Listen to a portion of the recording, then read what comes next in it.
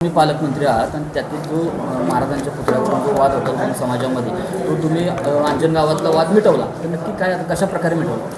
नाही, आपण सगळ्यांनी पाहिलं की गेल्या 3-4 दिवसापासून अंजनगावमध्ये छत्रपती शिवाजी महाराजांचा पुतळा बसवला आणि त्या पुतळ्यावरून काय वाद निर्माण झाले. दोन समाजामध्ये प्रचंड मोठी तेढ निर्माण झाली होती आणि त्या परिस्थितीमध्ये आपण बघितलं असेल की हे तणावग्रस्त वातावरण होतं. त्याच्यामध्ये जी चर्चा झाली त्यामध्ये खास करून आमच्या मराठा समाज बांधवांचं म्हणणं असं होतं की जर ती मोजणी झाली आणि ती जागा जर आमच्या देवस्थानची असेल, त्या देवस्थानची असेल, तर आम्ही तिथून सन्मानानं छत्रपती शिवाजी महाराजांचा पुतळा आपण काढू आणि सन्मानानं त्यांना वेगळ्या ठिकाणी बसू.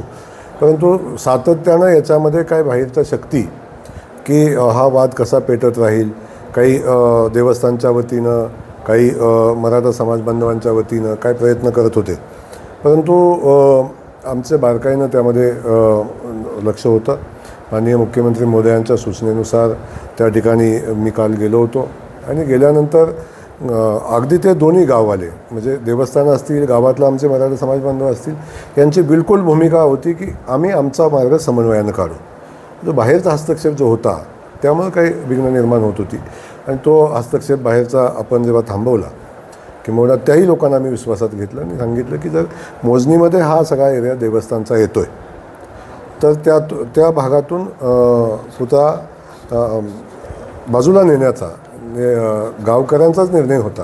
तो काल आम्ही मोजणी कंप्लीट केली, मोजणीचा निकाल आला आणि त्या ठिकाणाहून ते देवस्थानची जागा असल्याचं सिद्ध झाल्यानंतर आपल्या सगळ्यांचे आराध्य दैवत छत्रपती शिवाजी महाराजांचा पुतळासुद्धा सन्मानानं बसला पाहिजे. त्याही पुतळ्याचा सन्मान झाला पाहिजे, महाराजांचा विचाराचा सन्मान झाला पाहिजे. म्हणून आम्ही त्या पुतळ्यासाठी शासनाची जागा देण्याचा निर्णय घेतला आणि गट 814मध्ये जो देवस्थान होता त्याच्या बाजूचा गट 815 त्यामध्ये आम्ही छत्रपती शिवाजी महाराजांच्या पुतळ्यासाठी जागा देण्याचा निर्णय घेतला आणि ती गावातले ग्रामस्थ होते, कलेक्टर महोदय असतील आणि अधिकारी असतील, यांनी जी जागा त्या ठिकाणी 815 गट नंबरमध्ये सिलेक्ट करतील त्या ठिकाणी आम्ही महाराजांचा पुतळा बसवणार आहोत.